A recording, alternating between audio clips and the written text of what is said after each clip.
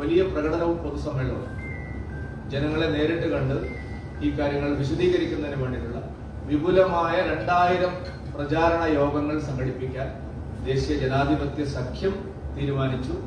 November 10 മുതൽ 30 വരെയുള്ള കാലയളവിൽ സംസ്ഥാന ഗവൺമെന്റിന്റെ തെറ്റായ നയങ്ങൾക്കെതിരായി വലിയ ജനജാഗരണ പദയാത്ര ഡിസംബർ അവസാനം ജനുവരി മാസം പൂർണ്ണമായിട്ടും കേരളത്തിൽ ലോക്സഭാ തെരഞ്ഞെടുപ്പിന് മുന്നോടിയായി ദേശീയ ജനാധിപത്യ സഖ്യത്തിന്റെ ആഭിമുഖ്യത്തിൽ വിപുലമായിട്ടുള്ള ജനജാഗരണ പദയാത്ര NDAയുടെ യോഗം തീരുമാനിച്ചിരിക്കുകയാണ്. ഡിസംബർ അവസാനം മുതൽ ജനുവരി മാസം പൂർണ്ണമായിട്ടും കേരളം മുഴുവൻ നീണ്ടു നിൽക്കുന്ന വിപുലമായ പദയാത്രയ്ക്ക് ദേശീയ ജനാധിപത്യ സഖ്യം തീരുമാനമെടുത്തിരിക്കുകയാണ്.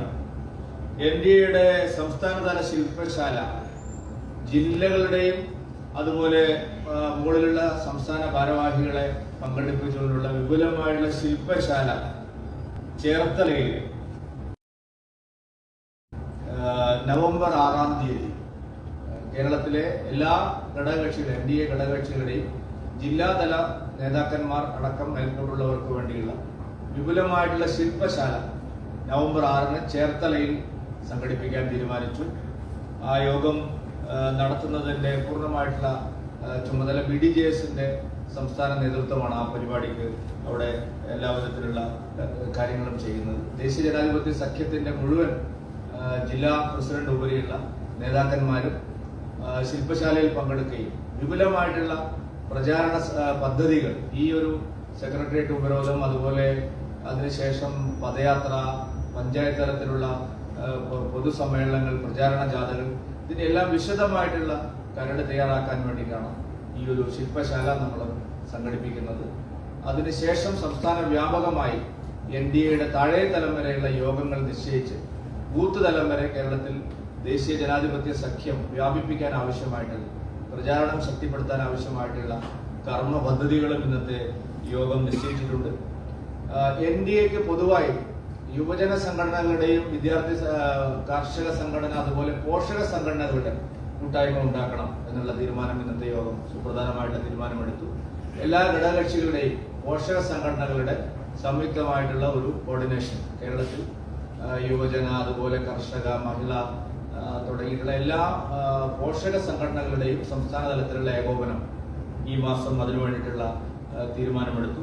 അതുപോലെ സാമൂഹ്യ മാധ്യമങ്ങളിൽ പ്രവർത്തിക്കുന്ന എല്ലാ സംഘടനകളുടെയും സോഷ്യൽ മീഡിയ വിഭാഗത്തിന്റെ പൊതുവായിട്ടുള്ള കോർഡിനേഷൻ, NDAയുടെ എല്ലാ ഘടകകക്ഷികളുടെയും സോഷ്യൽ മീഡിയ വിഭാഗങ്ങളെ ഏകോപിപ്പിച്ചുകൊണ്ടുള്ള വിപുലമായിട്ടുള്ള ഒരു പ്രചാരണ പരിപാടിക്ക് രൂപം നൽകാനും ഇന്നത്തെ യോഗം തീരുമാനിച്ചു. ലോക്സഭാ തെരഞ്ഞെടുപ്പിന്റെ തയ്യാറെടുപ്പുകളെ സംബന്ധിച്ചും മറ്റ് വിശദാംശങ്ങളെ സംബന്ധിച്ചുമുള്ള ആലോചനകൾ നടന്നു. NDA ഒറ്റക്കെട്ടായി കേരളത്തിൽ ലോക്സഭാ തെരഞ്ഞെടുപ്പിനെ നേരിടാനുള്ള തീരുമാനം ഇന്നത്തെ യോഗം എടുത്തു. യോഗത്തിൽ NDAയുടെ സംസ്ഥാന ഭാരവാഹികളിൽ ചിലരെ പുനഃസംഘടിപ്പിക്കുകയും ചെയ്തു.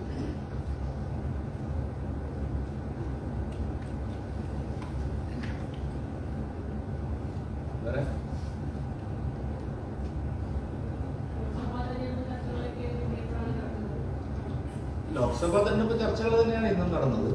അതിന്റെ ഭാഗമായിട്ടുള്ള പ്രചാരണ പരിപാടികളാണ് ഇപ്പോൾ ആസൂത്രണം ചെയ്തിരിക്കുന്നത്.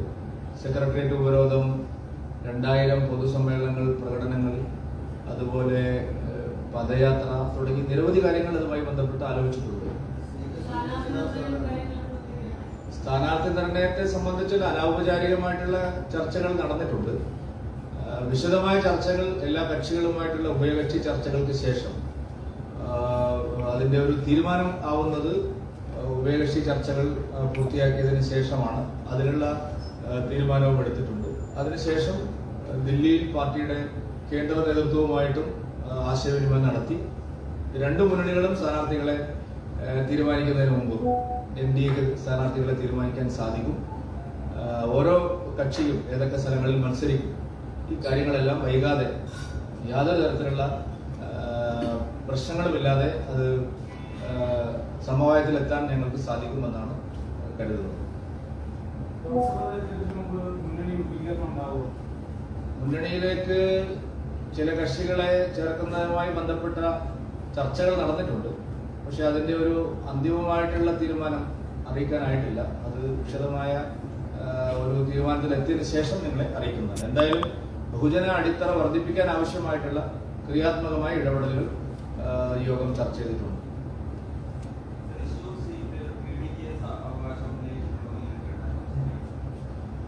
എല്ലാ ഘടകകക്ഷികൾക്കും തീർച്ചയായിട്ടും അവരവരുടെ മത്സരിക്കുന്ന സീറ്റുകളെ സംബന്ധിച്ചുള്ള ആവശ്യങ്ങൾ ഉന്നയിക്കാനുള്ള അവകാശം ദേശീയ ജനാധിപത്യ സഖ്യത്തിനകത്തുണ്ട്. BDJS ദേശീയ ജനാധിപത്യ സഖ്യത്തിലെ ഒരു പ്രബലമായ കക്ഷിയാണ്. അവര് ഏതൊക്കെ സീറ്റിൽ മത്സരിക്കണം എന്നുള്ളതിനെ സംബന്ധിച്ചും അഭിപ്രായങ്ങൾ ഉയർന്നു വന്നിട്ടുണ്ട്. അതെല്ലാം പരിഗണിച്ചുകൊണ്ടായിരിക്കും ഞങ്ങളുടെ അന്തിമമായിട്ടുള്ള സീറ്റ് വിഭജനം പൂർത്തിയാക്കുന്നത്. BDJS മാത്രമല്ല, NDAയിലെ മറ്റ് ഘടകകക്ഷികളും സീറ്റിനെ സംബന്ധിച്ചുള്ള ആശയവിനിമയങ്ങൾ മുന്നോട്ട് വെച്ചു.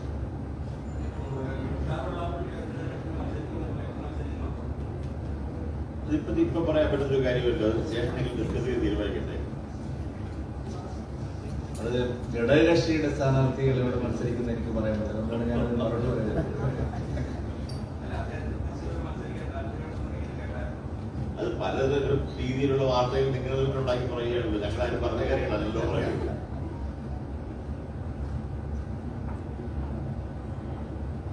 വേറെ എന്തെങ്കിലും SNDPO ജനറൽ സെക്രട്ടറി വളരെ വ്യക്തമായി തന്നെ ജാതി സെൻസസിനെ കുറിച്ച് പറഞ്ഞിട്ടുണ്ട്. അത് തന്നെയാണ് BDJസിന്റെ അഭിപ്രായം.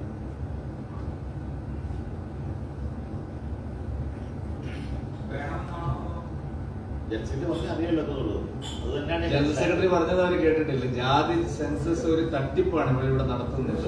ഒരു ഇലക്ഷൻ സ്റ്റണ്ട് ആണെന്നാണ് പറഞ്ഞിരിക്കുന്നത്. അത്രയും പറഞ്ഞിട്ട് നിങ്ങൾക്ക് മനസ്സിലായില്ലെന്ന് പറഞ്ഞു.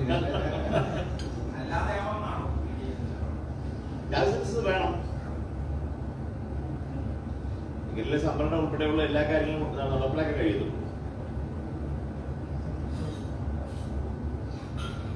അല്ല, കോൺഗ്രസ്സുകാരോട് നിങ്ങളൊന്ന് ചോദിക്കണം. ഈ കേരളത്തിൽ അത് വേണോ വേണ്ടെന്ന് അവർ പറയുന്നില്ലല്ലോ.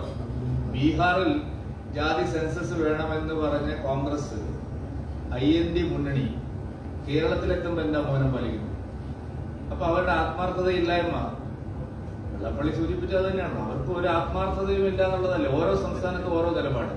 ഛത്തീസ്ഗഡിൽ വേണ്ട, കേരളത്തിൽ വേണ്ട, ബീഹാറിൽ മാത്രം മതി എന്നുള്ള നിലപാട് കോൺഗ്രസ് എന്തുകൊണ്ടാണ് എടുക്കുന്നത്? സുധാകരനോടും ചെന്നിത്തലയോടും നിങ്ങൾ VD സതീശനോട് ഈ ചോദ്യം ചോദിക്കണം. ഞങ്ങളോട് ചോദിക്കുന്നതിനേക്കാളും അവരുടെ നിലപാട് എന്താ? ഈ ജാതി സെൻസസ് നടപ്പിലാക്കാൻ BJPയുടെ മേൽ സമ്മർദ്ദം ചെലുത്തുക. കാരണം BJPക്ക് അതിനോട് വലിയ താല്പര്യമുള്ളതായിട്ട് അവരുടെ ഘടകകക്ഷി എന്നുള്ള നിലയ്ക്ക് ഞങ്ങൾക്ക് പറയാനുള്ള കാര്യങ്ങൾ തീർച്ചയായും BJP പറയല്ലോ. അതിൽ ഞങ്ങൾക്ക് BJPയുടെ തന്നെ അഭിപ്രായമാണെങ്കിൽ പിന്നെ ഞങ്ങൾ BJP ജോയിൻ ചെയ്താൽ പോലെ ആ സമ്മർദ്ദം കാര്യം കോമൺ മിനിമം പ്രോഗ്രാം വെച്ചിട്ടാണ് ഏത് മുന്നണിയും പ്രവർത്തിക്കുന്നത്. അതുകൊണ്ട് തന്നെ ഞങ്ങളുടെ അഭിപ്രായം തീർച്ചയായും BJP അറിയിക്കും. BJP ദേശീയ നേതൃത്വം ഇക്കാര്യത്തിൽ ഒരു നയരൂപീകരണമൊക്കെ നടത്തുന്നുണ്ട് ഇതുമായി ബന്ധപ്പെട്ട്. അത് ഞങ്ങളുടെ അഭിപ്രായം അറിയിച്ചിട്ടുള്ള തീരുമാനമെടുക്കുന്നത്. എല്ലാ ഇപ്പൊ LDF എടുത്താലും UDF എടുത്താലും അതിലുള്ള ഘടകകക്ഷികൾക്ക് പല കാര്യങ്ങളും പലതരത്തിലുള്ള അഭിപ്രായങ്ങളുണ്ട്. ആ അഭിപ്രായങ്ങൾ അവർ ചർച്ച ചെയ്ത് തീരുമാനമെടുക്കുകയും ചില അഭിപ്രായങ്ങളിൽ അവരുടെ എടുക്കുന്ന LDF തന്നെ CPM എടുക്കുന്ന അഭിപ്രായത്തിനോട് ഘടകകക്ഷിലെ CPM കൈനിൽക്കുന്നത്. പക്ഷെ അതുപോലെ കോമൺ മിനിമം പ്രോഗ്രാമായിട്ടാണ് ശരിക്കും ഞങ്ങൾ ഇപ്പൊ NDA സംവിധാനം പോകുന്നത്. ഞങ്ങളുടെ അഭിപ്രായങ്ങൾ കൃത്യമായി ഞങ്ങളോട് പറയും.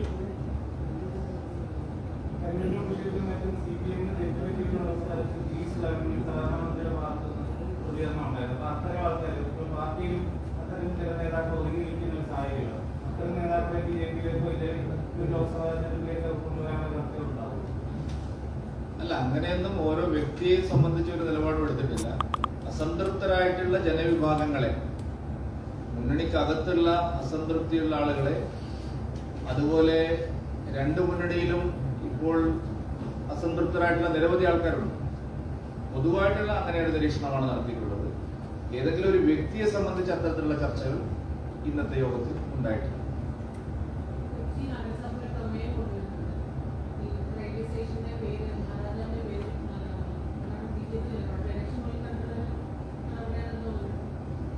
ജില്ലാ BJP പറയും. കൊച്ചി കോർപ്പറേഷന്റെ കാര്യം അവർ പറഞ്ഞ അവരോട് ചർച്ച ചെയ്തിട്ട് ഞാൻ